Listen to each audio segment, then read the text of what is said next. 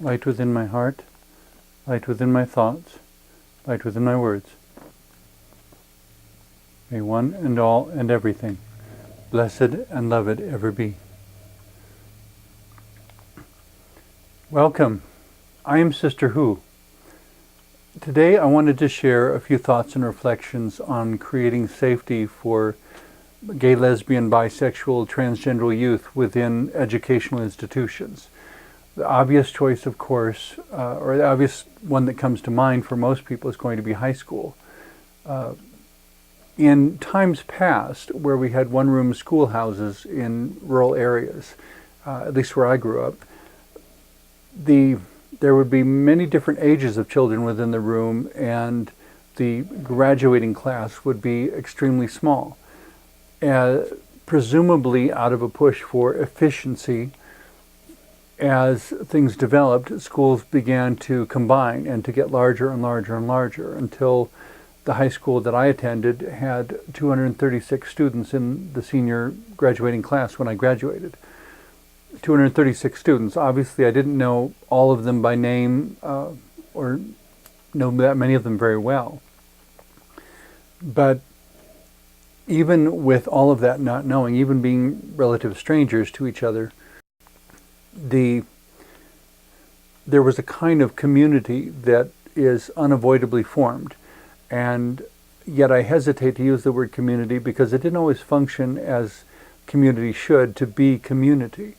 It was a group of people that had to collaborate within a shared space, but it was not always nurturing or supportive or even healthy. Sometimes it was quite adversarial.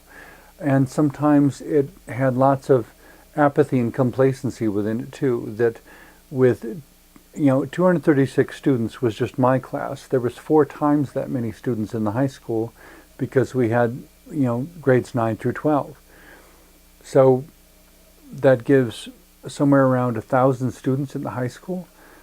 And that creates dynamics that can be very adversarial to an individual, and especially a unique one. At the same time, if one is a unique individual trying to hide, it's much easier to hide within 1,000 students than it is to hide within 25 or 30. The problem with that, of course, is that you don't get the individual attention and nurturing that you could have. And when you have struggles, you may feel much more alone. So it becomes a real challenge to figure out how do you create safety with 1,000 people who essentially don't really know where they're going, other than a very limited sense. They may be able to tell, each student would be able to say where they're going that particular day in terms of classrooms and classes and what homework is due and so forth. But where is life going? And so you've got 1,000 people all in one location trying to figure out where life is going, making decisions about, I think I'll go to college, but who knows whether it's right or wrong, but that's what I'll choose to do. I think I'll get a job as a builder, and build houses after I graduate from high school. And well, that's an equally valid choice. There are all sorts of other developments of the person that won't happen making that choice. They may not get into traveling internationally or learning foreign languages or all sorts of other things. But if they are happy in their life, if they're able to get their needs met, and if they're growing and developing in their capacities for wisdom and love, I'm not sure how we could call that a wrong choice. The topic of the moment, though, is creating safety within such institutions. For an administrator who has to be concerned about the welfare of 1,000 different students, that could be positively overwhelming. The challenge, therefore, is to find effective ways of dealing with the students as a whole, while allowing resources or opportunities or moments or ways of responding to individual needs as well. And not losing either in the process, not becoming so focused on the individuals that the larger body of students winds up developing in ways that are simply unhealthy, and not being so concerned with the larger body of students that individual students are allowed to, as they say, slip through the cracks. When the shooting of students at Columbine High School happened, I remember exactly where I was that day on a particular temporary employment assignment in an office.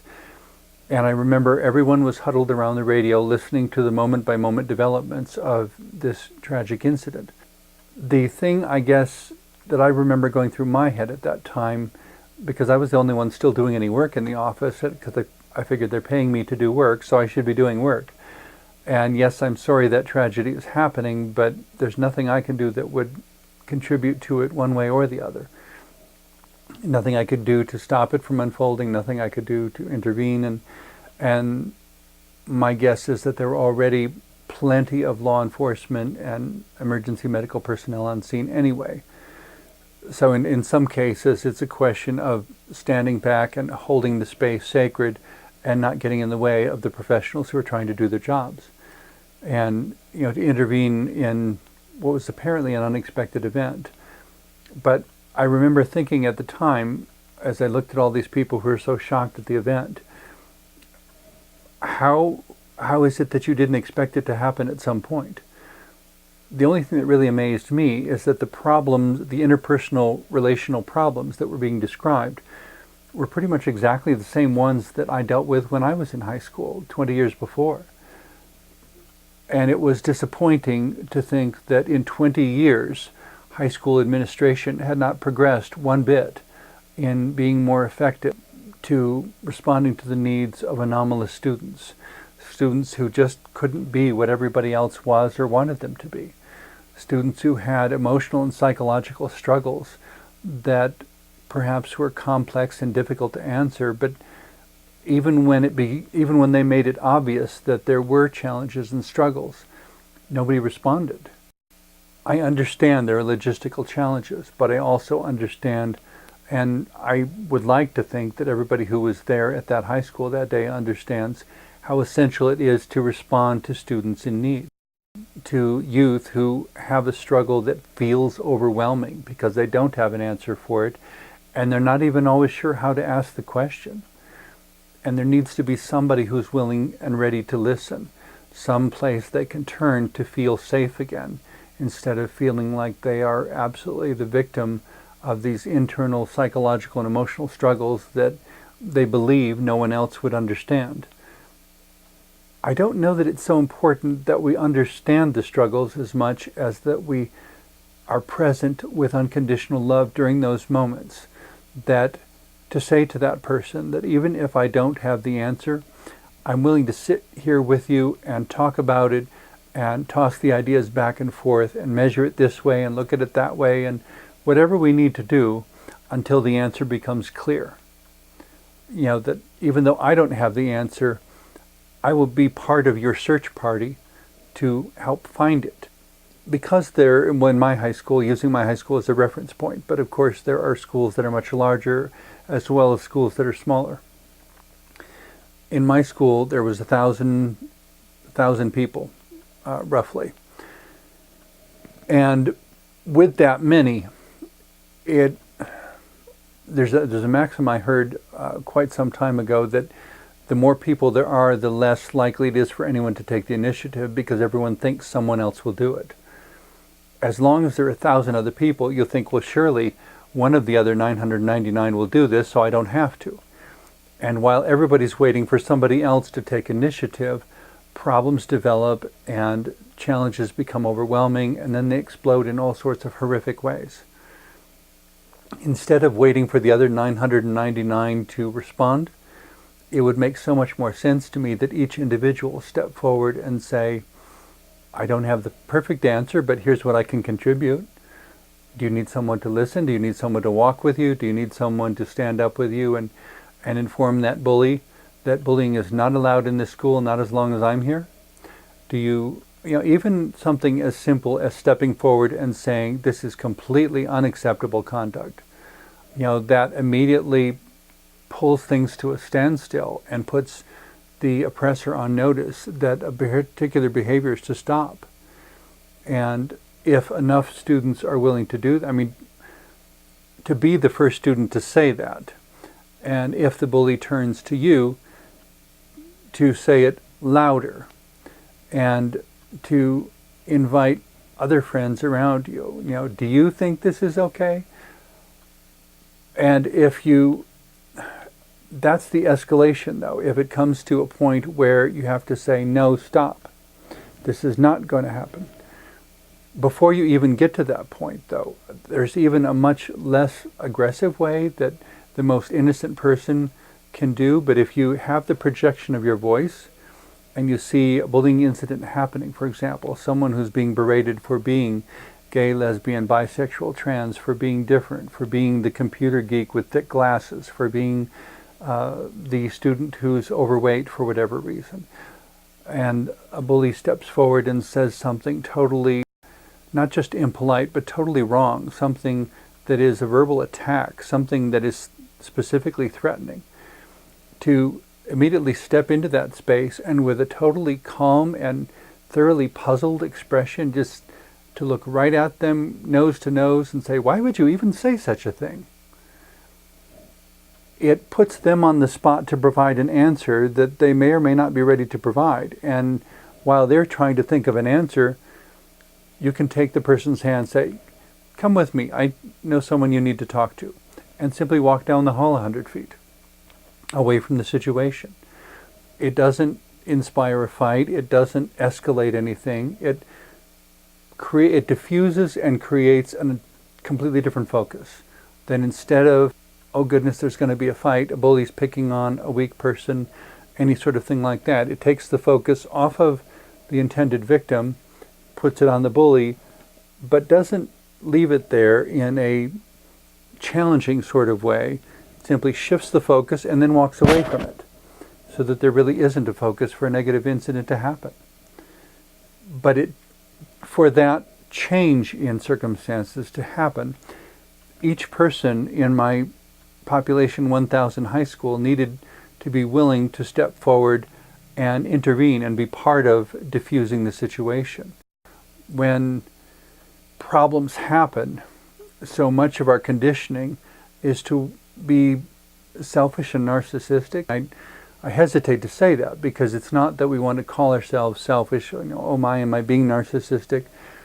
But sometimes we need to stop and ask that question.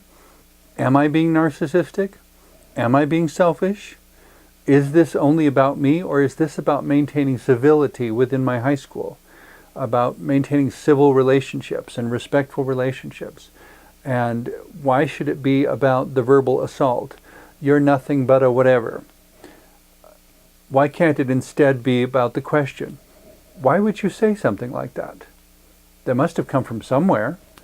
Did somebody say that to you at one time? Is there some way that you're feeling like you need more attention, like you're being ignored? What's going on? And expressing that in a genuinely compassionate, open-minded way, to where if the bully were, which is not likely, but if the bully were willing to open up, that at that point you might even get a confession out of them. You might start developing a new friendship. You might find someone inside that bully who is trying desperately to have friends and to compensate for a feeling of being powerless. Most of us, a lot of us, perhaps all of us in the high school I attended, did not have that kind of advanced self-awareness or self-understanding. We didn't understand that the reason people act out is frequently because they're trying to fill an inner emptiness. Perhaps that's part of the general societal education that schools need to do. We really didn't have any classes that addressed interpersonal relationships, how to handle a bully, how to diffuse an escalating argument or conversation, how to talk about the issue and not attack the person. That if you disagree with someone, to just say, oh, why do you believe that? Or upon what do you base that? Not in a way that insinuates that they're wrong, but simply in a way that you want to know how they came to that conclusion, whatever conclusion it is. That, well, everyone believes. Well, how many everyones have you talked to? When we come back to asking questions for information, essentially we are returning to a pursuit of the truth, which is to some extent at the heart of nearly every spiritual and religious and philosophical system that humanity has ever created. In becoming collaborators in the pursuit of truth, we become collaborators in each other's safety, and we become collaborators in creating a world that is characterized by safety. Because the safety ultimately doesn't come from the rules, it doesn't come from the laws, it doesn't come from the locks on the door or the strength of the building. The safety comes from all of us working together. It took a lot of people to build that high school, and there was a sense in which their energy, their spirit, their fingerprints even, perhaps literally, were all through that building. There was a sense in which by building that school building to create safety from the elements, from rain and snow and cold and so forth, that the workers gave a gift to all the students who would ever attend there. That, in a sense, the builders of that school were team members with those students in creating a little piece of the safety they experienced while they were developing their minds and other skills and abilities. I took art classes also, as one would probably might have guessed. And there were a number of really important lessons about dealing with challenges that I picked up in my art classes. One of my early art teachers, for example, had a requirement that we were to draw this arrangement of objects that was on a particular table in the room. But we were required to look at the object a minimum of once every 90 seconds, so that we would not be looking once and drawing from memory of what we thought we saw the first time, but that we would really study the object and see what each tiny little detail of the object is. There are a lot of people who go through life never seeing the details, and the problem of that, of course, is when they're trying to recall it, the accuracy is very much in question. Within a school of 1,000 students, each individual could be considered a unique detail. Each teacher could be considered a unique detail. Trying to make a team of a collaborative effort of the entire 1,000 students would be very, very difficult, because you're talking about a lot of different values, a lot of different preferences, and somebody likes vegetables only, somebody likes meat, somebody likes basketball, somebody likes volleyball, somebody wants classical music, somebody wants pop music. In each of the different subject areas throughout the school, there's a range of possibilities. In trying to come to terms with adversity within the high school, and in trying to create safety, we often overlook that each of those 1,000 people, each of those 1,000 different packages of a myriad of details, because each individual is a combination of detail upon detail upon detail, all sorts of things that make them unique from the person next to them. We sometimes forget that sometimes our best resource is each other. That if you are unable to find other students who are willing to be your support team and come to your defense in time of need, just as you come to their defense in time of need, you may use that, the threat of an attack, to make a new friend. If, for example, you're running down the hall and there's a bully chasing you, step into whichever doorway is closest and open, and you may find a teacher or a student or somebody within that room who would have an interest in reestablishing peace. Or the bully may not follow you into that room simply because they don't want to risk a confrontation with the teacher or staff person or whoever's in that room. And you may find yourself in conversation with a teacher you would have never otherwise encountered, and discover that the shop teacher or the home ec teacher or the art teacher or the foreign language teacher is actually quite an interesting person. And it simply started with jumping into a room to get away from trouble and saying hello. My name is, someone's pursuing me. I don't quite know what to do with this situation. What would you do if you were dealing with it? And maybe they have an answer, and maybe they don't, or maybe they'll say, well, you're welcome to wait here for a while and see if they go away, or I can escort you to the principal's office, not because you've done anything wrong, but because the principal needs to hear about this so that they know what is going on in their school. I mean, how can an administrator do a good job if they don't even know what the students are experiencing? If it turns out that the administrators are so busy with meetings and everything else, there may still be an office assistant, a receptionist, any number of teachers passing through who would be happy to, give a few moments to responding to the situation. Too often, we don't give each other the opportunity and the forum, the place to do what's right, to create a situation in which people can do the right thing. That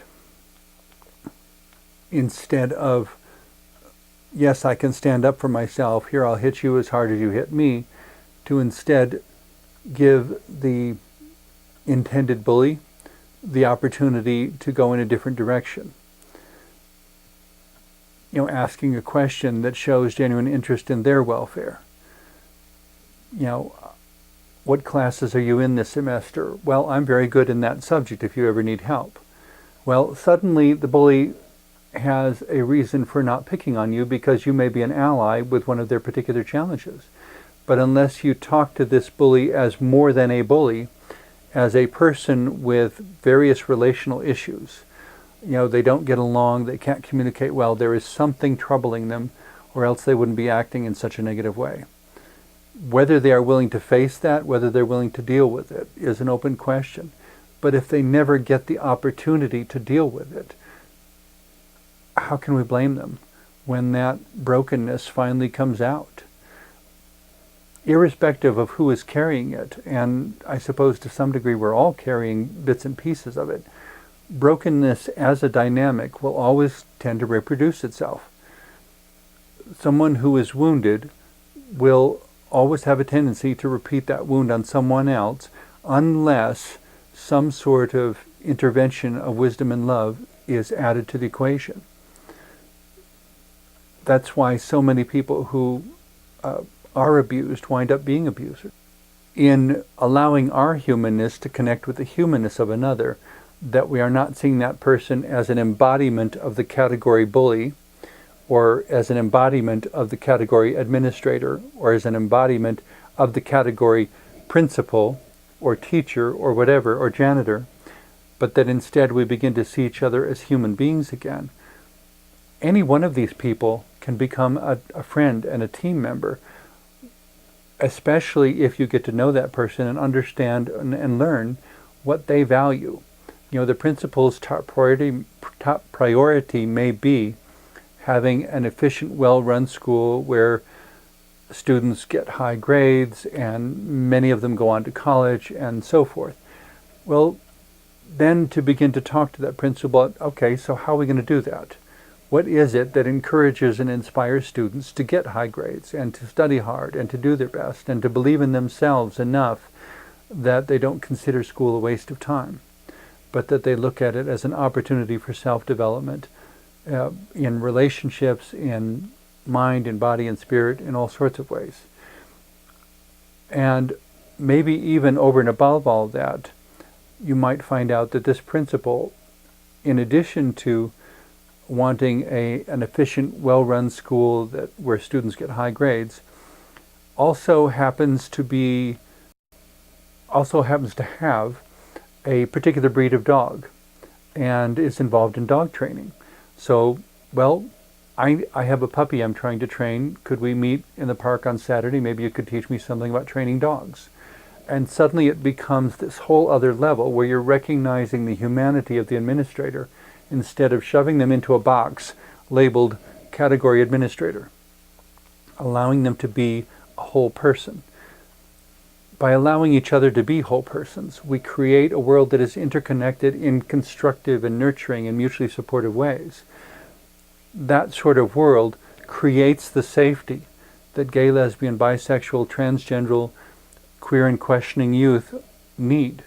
That as youth are going through this difficult, intense 4 years of, for some, concluding their educational path, and for some making a bridge to the much larger world of colleges and universities, that whichever it is, that intense little microcosm of the world, with all of the conflict and push and shove and domination and equality and every other dynamic you can think of in all of human society, has some small equivalent within there. The pressure to be something you're not, the pressure to conform, the pressure to play along with something even if you don't believe in it, the opportunity to develop yourself in some new way that you'd never considered before. Someone maybe who is so oriented to working on cars decides to take a class in foreign language or art and is totally amazed at this whole other part of themselves that they didn't even know was there. We become parts of each other by the experiences we share, by the ways we nurture each other. We become a team moving in positive directions by standing up for one another and speaking out for one another. And it doesn't have to be difficult or painful. It can be just as simple as creating a distraction. If you see a fight about to happen, looking sideways as if you don't watch where you're going or something, and just blundering into the middle of it and dropping your books all over the place. Well, that would kind of throw everyone off for a moment. There's all sorts of non-threatening ways to intervene and bring peacefulness to situations that are veering toward the replication of brokenness. And by being willing to do that, you're demonstrating love of the most unconditional and wonderful sort. I hope this has all been helpful to you in considering the sorts of situations you encounter in each day. Ultimately, the dynamics of creating safety within educational institutions are the basics of creating safety wherever we are. Thank you for watching.